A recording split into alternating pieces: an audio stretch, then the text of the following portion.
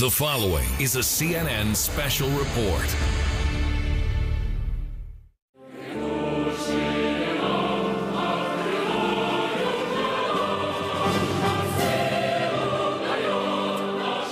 Winston Churchill famously said of Russia, "It is a riddle, wrapped in a mystery, inside an enigma." Prime Minister Churchill, meet Vladimir Putin. He is really very much of a leader. He's been a leader far more than our president has been a leader. He was a KGB agent. By definition, he doesn't have a soul. Vladimir Putin is a thug and a murderer and a killer. He's the richest man in the world. Hundreds of billions of dollars of wealth. What does he want from Donald Trump? Putin is going to eat him like a sandwich. He'd rather have a puppet as president. You're the puppet. Just how powerful is he? Putin has an untrammeled authority. Hoorah! I don't see any checks on his power. So powerful, he rigged the American election? Of course, Putin wanted Hillary Clinton to lose. He despised Hillary Clinton. Whom would you like better?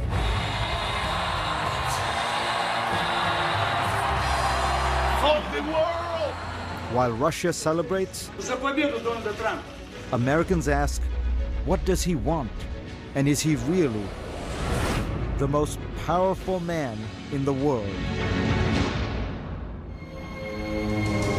December 5th, 1989. It was a cold night in Dresden, East Germany. And it would change the course of Vladimir Putin's life.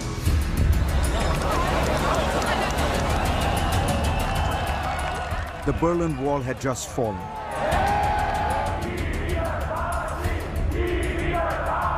All over East Germany, angry crowds roamed the streets, lashing out at symbols of communist rule.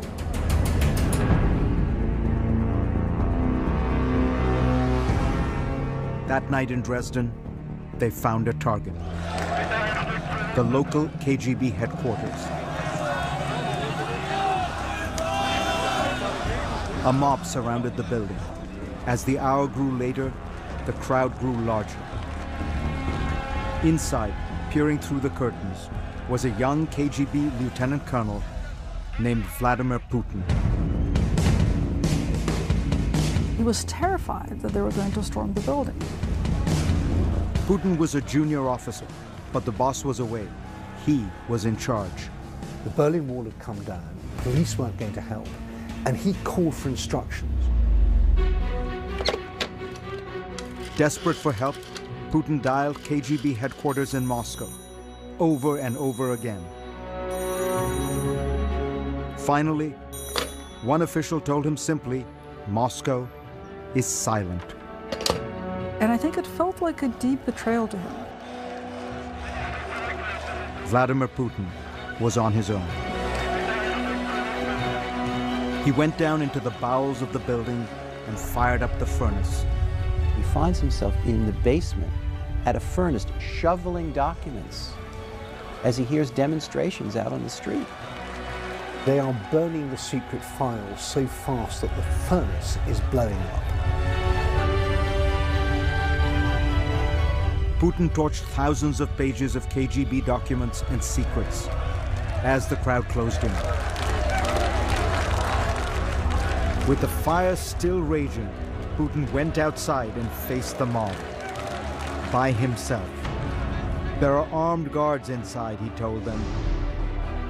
They will shoot you. And he's able to bluff his way out of it and tell the crowd, don't try it here, you're going to get hurt. Putin's threat worked. The mob dispersed. This is the drama that stays with Putin all the time. The fear of popular uprising.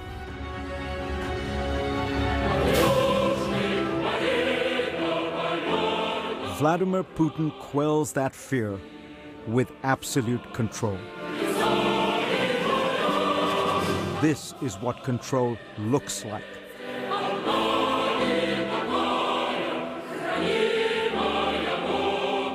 In one of the world's busiest cities, the streets are emptied for Vladimir Putin's motorcade. 12 million people simply disappear on Putin's inauguration day.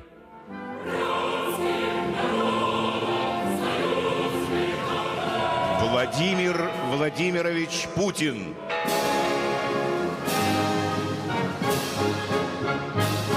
The event was perfectly produced for Russian television. Every detail flawlessly planned.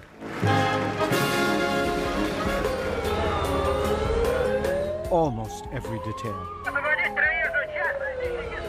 A few Russians did not follow the script. Literally a block away from his inauguration was a cafe called Jean-Jacques, where the opposition liked to gather and drink wine and drink coffee. And the riot police descend on the cafe and start arresting people sitting at their tables outside, turning over tables, breaking cups and plates.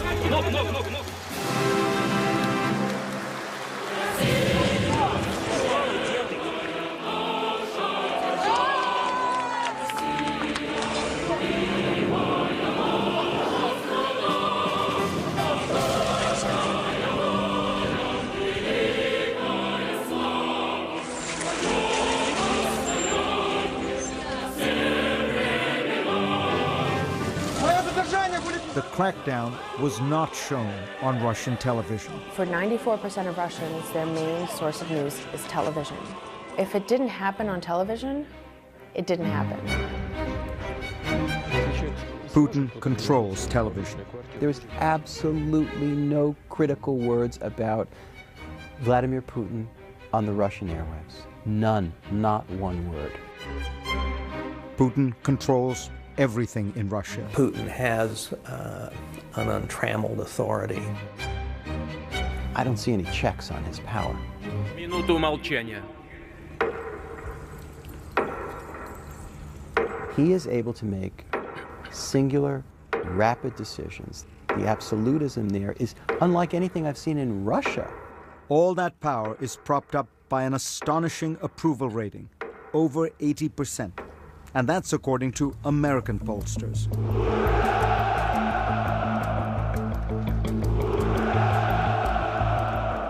Donald Trump wins the presidency. But when the United States elected a new president, it looked like Russia had fallen for a new leader. Победа Трампа будет праздник для всего человечества. There were toasts all over Moscow, За победу Дональда Трампа. at the parliament known as the Duma, on talk shows, Они молодцы. and at bars. We are the champions of the world.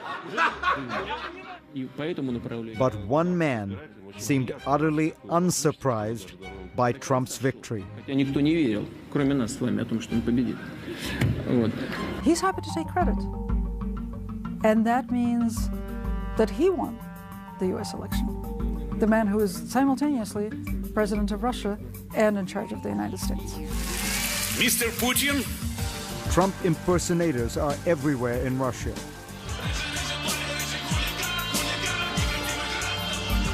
Я люблю Россию, но ты ничего не докажешь. You're fired, you're fired, you're fired. But it could be an American TV program that best describes the Putin-Trump relationship. I think Putin views Trump as an apprentice. At the heart of all this are some deadly serious questions. Does Vladimir Putin have some kind of hold over Donald Trump? Did he tamper with the American elections? I tried to ask him. Mr. Putin did not agree to answer my questions, but his closest aide, Dmitry Peskov, did. The answer is very simple, no. You're humiliating yourself, saying that a country can intervene in your election process. America, a huge country, the most powerful country in the world, this is simply impossible. We will get at the truth of all this, but to do that, we need to go back to the final days of the country Vladimir Putin loved. I think that down deep in Putin, there is this sense of extraordinary humiliation over the collapse of the Soviet Union. Because it wasn't just the Soviet Union, it was the Russian Empire. Putin returned home from his KGB posting in 1990 to a country he did not recognize. The USSR had been transformed by Mikhail Gorbachev and his policy of openness, known as glasnost. A lot of things happened very quickly. Big Mac is Big Mac. Coca-Cola, Coca-Cola. A romance with things Western.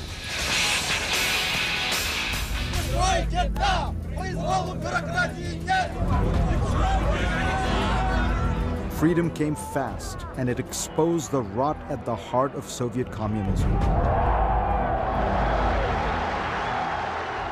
Across the Soviet Union, hundreds of thousands of people began demanding democracy and national independence. It was once again what Putin feared most. The people rising up. And finally, the people won. Tonight in Moscow at the Kremlin, the red flag of the failed Soviet Union at last came down, and the flag of Russia rose. 300 years of history erased. Soviet institutions like the KGB simply ceased to exist. Vladimir Putin views the breakup of the Soviet Union, as he said himself, to be the greatest geopolitical tragedy of the 20th century. It was a traumatic time, and it sparked a profound change in Vladimir Putin. He became a politician, deputy mayor in his hometown of St. Petersburg. It was not a big job, but Putin clearly had big dreams.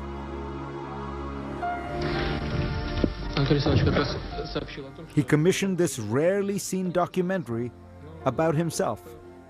Presenting Vladimir Putin, the credits read, in power. Weirdly, the soundtrack is from the Broadway show Cats. The ambitious Putin may already have been looking toward Moscow because the Russian people were desperate for strong leadership. Under President Boris Yeltsin, the new democracy was a mess. The entire Soviet system, it just collapsed. The oligarchs, the men who profited on the spoils of communism, became fantastically rich. Mercedes-Benz is selling more of its top-line cars in Russia than in all the rest of Europe. But ordinary Russians were sinking into desperate poverty. There were dire food shortages, even starvation. I don't know how to feed my kids without milk. I just don't know what we're going to do. President Boris Yeltsin was in charge, but he seemed increasingly unstable.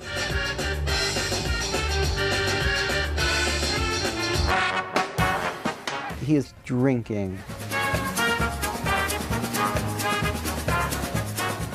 He's barely being propped up. Russians began calling for a new leader. They were tired of the embarrassments of Yeltsin. Waiting in the wings was Vladimir Putin. He had taken a job in Moscow in the Kremlin hierarchy, and he had risen through the ranks with lightning speed. From city bureaucrat to Kremlin superstar. He had just become acting prime minister when it became blindingly clear the country needed a new president. So when Yeltsin was ready to topple over, and they settled on Putin because they knew that Yeltsin could retire and not be put in jail. Boris Yeltsin was notoriously corrupt, but Kremlin power brokers wanted to protect him. So the deal was made. The deal was made.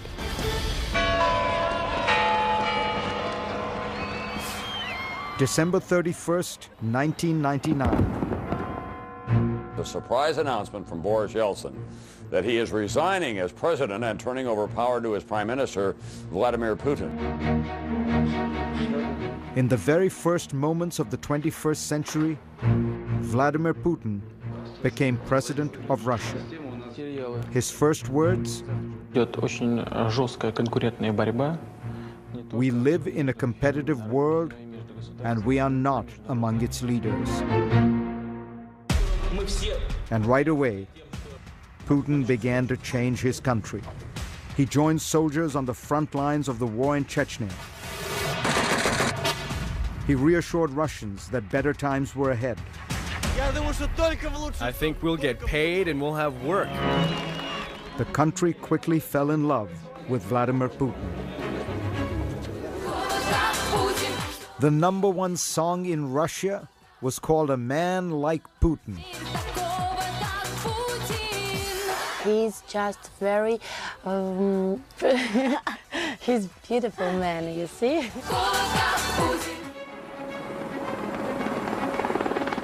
But the biggest surprise?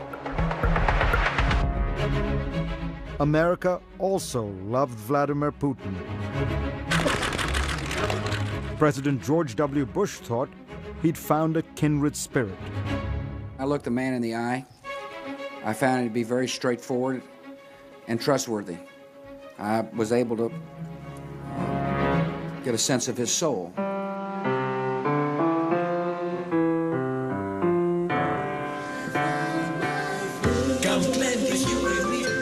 Even Hollywood fell for the new Russian president. We'll see what we shall see. I'll bring my boat with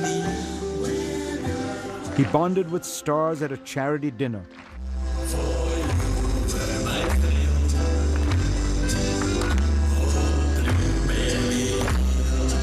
But the honeymoon would soon come to a crashing halt.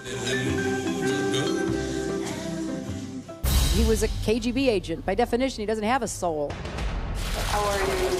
So glad to see you. Next, when Vladimir met Hillary. It's important to remember how much he despised Hillary Clinton.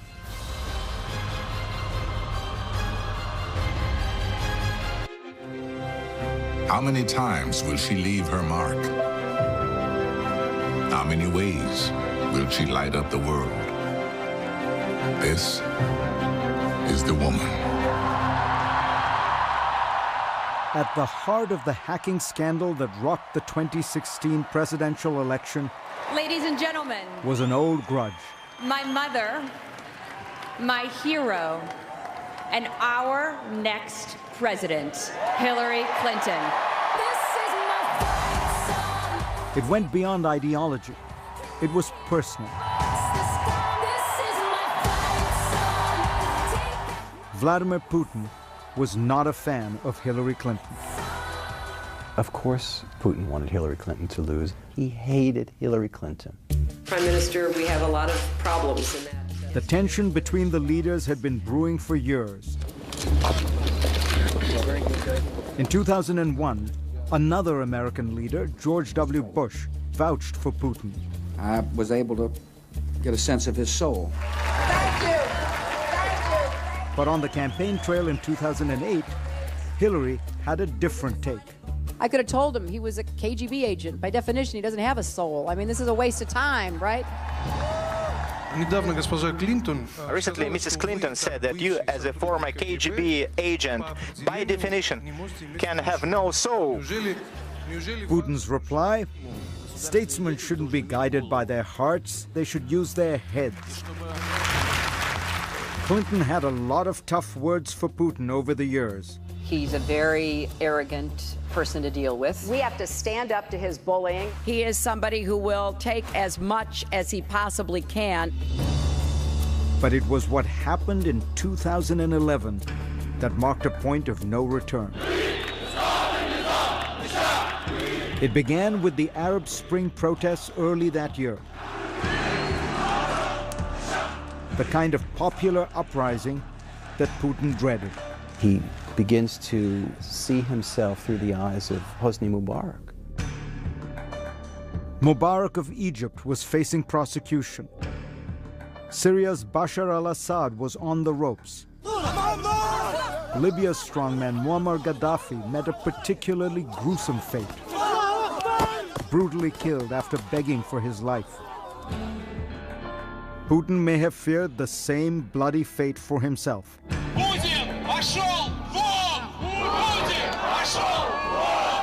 Just a few weeks later, rebellion arrived in Russia. Tens of thousands rallied in the streets of Moscow. The biggest protest there since the fall of the Soviet Union. People were hanging off lampposts, people were in the streets. It's really shocking. Putin was now living the same nightmare he had endured as a KGB officer in East Germany in 1989. This time in his own backyard. And he wasn't even president at the time. He was prime minister, having handed the presidency over to his associate, Dmitry Medvedev.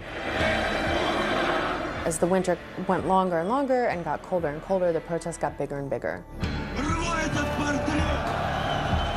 As Putin saw people turning against him, Hillary Clinton weighed in.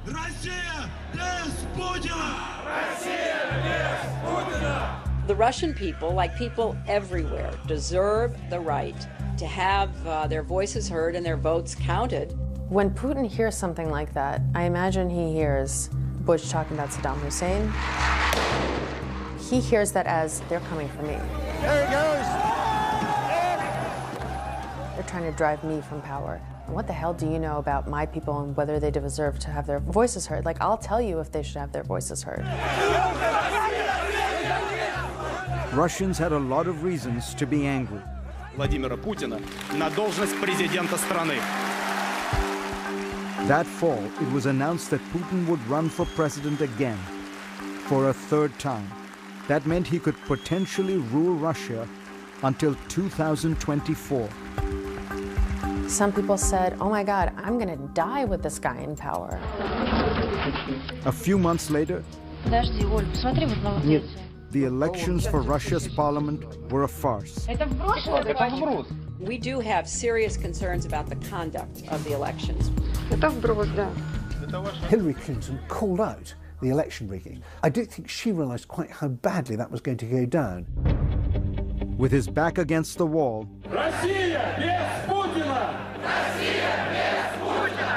Putin turned the tables. He blamed the protests on Hillary Clinton, claiming that she was the one who incited them with her complaints about the election. There are growing restrictions on the exercise of fundamental rights. Quote unquote, she sent a signal. That was his words.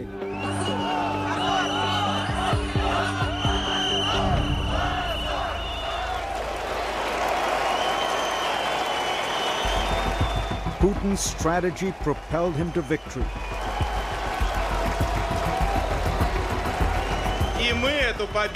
In March 2012, he won re-election handily, fighting back tears after a tense fight to maintain his power. Мы показали, что нам действительно никто ничего не может навязать. He may have won the day, but Vladimir Putin never forgot about the woman who had kicked him when he was down. Do you think he'd resolved, you interfered with my elections, two can play this game? I think that that's the line of thinking that led him to the intervention. I mean, I'm totally convinced the Russians were meddling and intervening covertly. U.S. intelligence concluded that Putin personally ordered a campaign to influence the American election, in part because he holds a grudge for Clinton's comments in 2011. The other accusation... Putin has denied that Russia was hacking the Democrats. I don't know anything about that. You know how many hackers there are today. It's an extremely difficult thing to check. The Russians allegedly focused their attack on a particularly weak target: the Democratic National Committee. You could have broken into the DNC with a can opener. This took less work to get into the DNC's computer systems than it took the Watergate burglars to get into the DNC offices back during the Nixon campaign. More than 1,900 emails released. In the middle of a tight race, the leak revealed transcripts from some embarrassing emails mysteriously leaked from the Clinton campaign were all over the news. WikiLeaks has released a new batch of another stolen round emails. of stolen emails posted. The Clinton campaign knows this could be a This latest leak, pretty much a Trump dream come true. Donald Trump was delighted by Clinton's misfortunes. Russia, if you're listening, I hope you're able to find the 30,000 emails that are missing. Donald J. Trump will become the 45th president of the United States, defeating... In the end, America's election went Putin's way. I've just received a call from Secretary Clinton. Hillary Clinton was quite negative about our country and her attitude. It wouldn't be bad to get along with Russia, right? It wouldn't be bad. And to the contrary, the other candidate, Donald Trump, was saying that we have to find some understanding. When people like me, I like them. Even Putin. Whom would you like better? This is not the outcome we wanted. Hillary Clinton suffered one of the most shocking defeats in American history. I know how disappointed you feel because I feel it too. At least in part, some observers say, because of the alleged hacking operation. This is painful, and it will be for a long time. Putin had apparently avenged his old grudge. So help me God. Congratulations, Mr. President. And he may have achieved even more. The 45th President of the United States. If Donald Trump is in some way compromised, if the Russian government has something that it feels has on him in terms of leverage, that's a very serious thing. I don't suggest for a second that I have the answer to this question, but we can't just let this matter drop. Up next, a prominent Russian opposition figure has been shot and killed in... 4 of the shots hit him in the back. Right out in the open, just blocked from the Kremlin. The story Vladimir Putin might want the world to forget.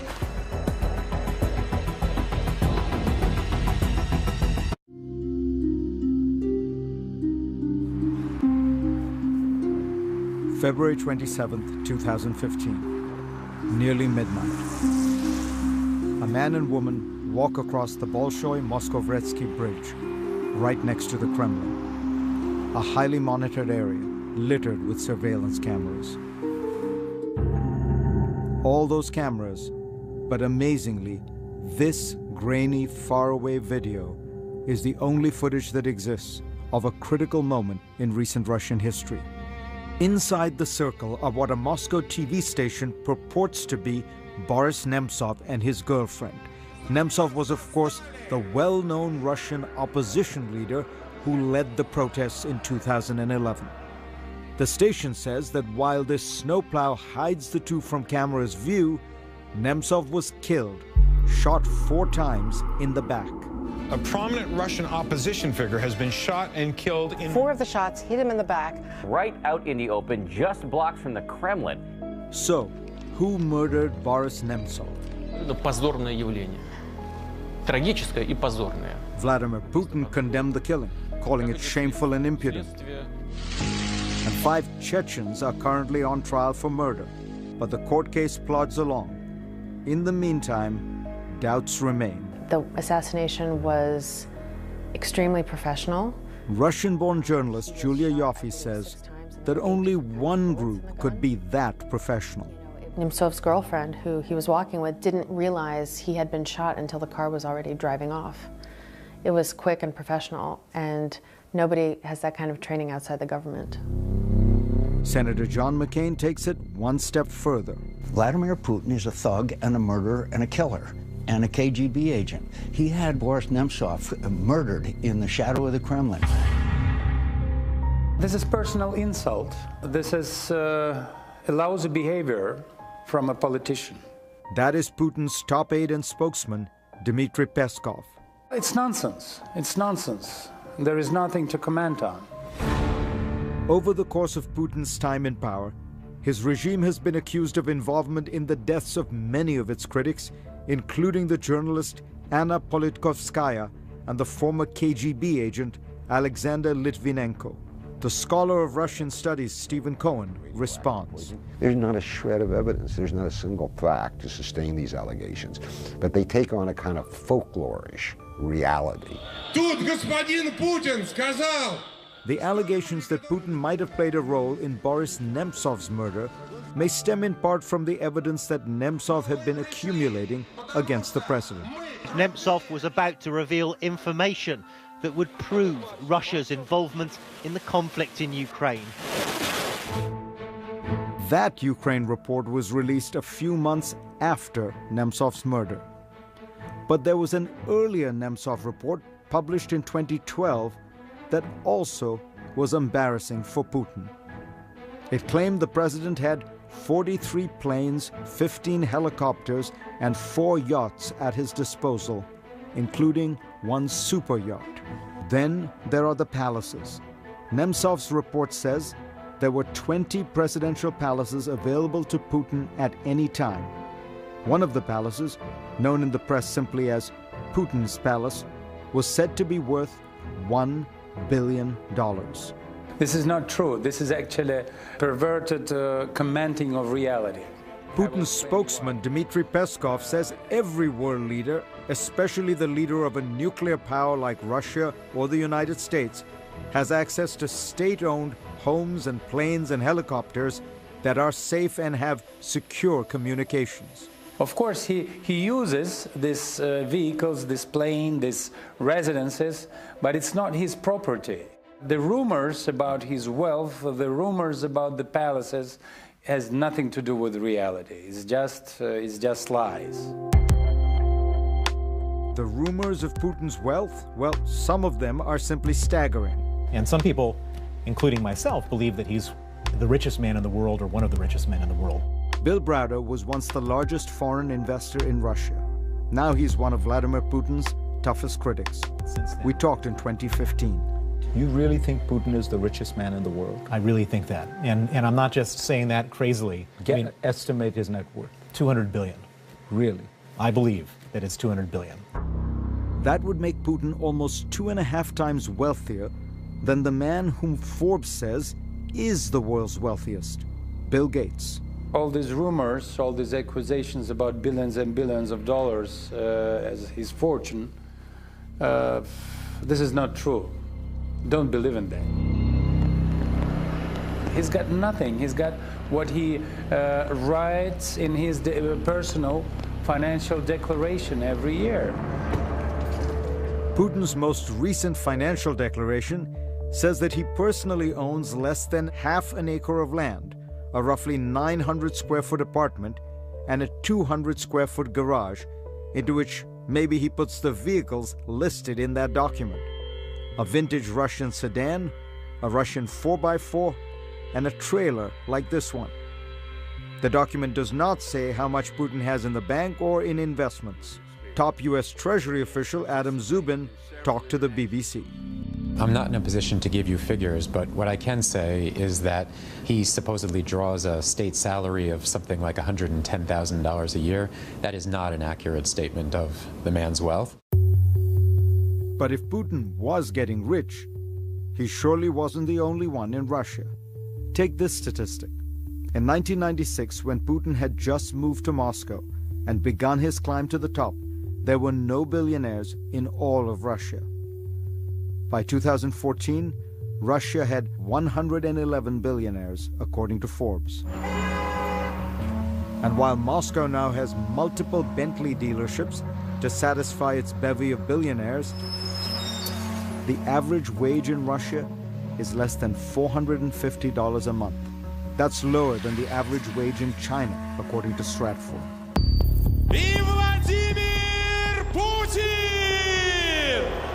But despite all the allegations, despite all the accusations, the fact remains Vladimir Putin is remarkably popular in Russia.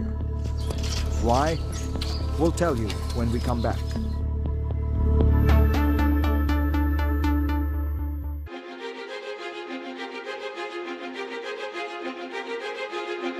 The most powerful man in the world is also the most popular. Vladimir Putin's approval rating has soared as high as 86% in recent years. Consider that American presidents are happy when they break the 50% mark.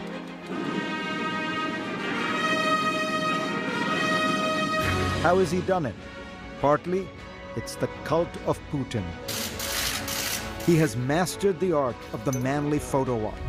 He rides horseback bare-chested, finds ancient treasures underwater. He rides a submarine to the bottom of the Black Sea, flies planes, fights forest fires. There's something ridiculous about a middle-aged world leader riding around shirtless on a horse like Conan the Barbarian after a dozen donuts. Who thinks this looks good? Everything that we find ridiculous about Vladimir Putin is very appealing in a media universe that he controls absolutely. Perhaps the foundation of the Putin juggernaut is a political truism no matter where you live. It's the economy, stupid. After the chaotic years of Boris Yeltsin, Putin stepped in and stabilized the country. And he rode the wave of ever-rising oil prices, which in Russia's resource-rich economy translated into rising wages and soaring stock indices. Then, in late 2014, the party stopped. Oil prices slumped, and soon after came Western economic sanctions. Vladimir Putin has navigated hard times well. He has slashed social spending, implemented an austerity program, allowed the ruble to fall, and his central bank has kept inflation in check. Putin is a fiscal conservative. The outward seeming aspect of wealth looks closer to Dubai than it does to Moscow 30 years ago. It's just an amazing transformation. Add to the economics Putin's secret sauce, nationalism. And it surged in 2014 after an invasion that shocked the world. Bigger nations must not be allowed to bully the small. Vladimir Putin grabbed a piece of Ukraine for Russia. The West was horrified. That's the sort of thing that Adolf Hitler did in the 1930s. We thought those days were gone. But it all looked very different through Russian eyes. I have never met a Russian who accepted the notion of Ukraine as a totally separate state. Of course, many Ukrainians deeply resented the invasion. But not Russians. They see it as the revival of a deep sense of power and national destiny. Putin has given them their pride back. Russia is once again a great power.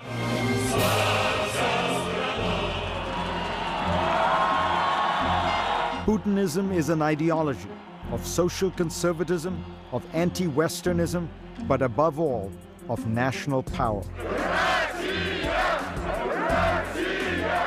Putin might say he has made Russia great again. Sound familiar? We will make America great again. USA! USA! Like Putin, Trump has used nationalism to boost his support. But many believe that Donald Trump is no Vladimir Putin. Putin is a much more practiced, subtle, cunning player. He's playing, in poker terms, a couple of deuces at the highest level. He has reasserted Russia on the world stage from a position of relative weakness like nobody I can think of. That's an amazing feat of geopolitics. Finally, here are my thoughts on he whom we have called the most powerful man in the world. First, let me explain the title. The United States, and China for that matter, are more powerful countries than Russia, of course, but the power of a head of state is determined both by the country's strength and the capacity he or she has to exercise that power unilaterally, unconstrained by other institutions, parties, or political forces. And combining those two metrics, it's easy to see why Vladimir Putin rises to the top. He has created what he calls a vertical of power, unlike any we have seen in other great nations. As the Russian chess grandmaster Gary Kasparov has noted, himself a harsh critic of Putin, the entire structure of Russian political authority rests on one man. When the Tsar died, after all, you knew the process by which his successor, his son, would be elevated.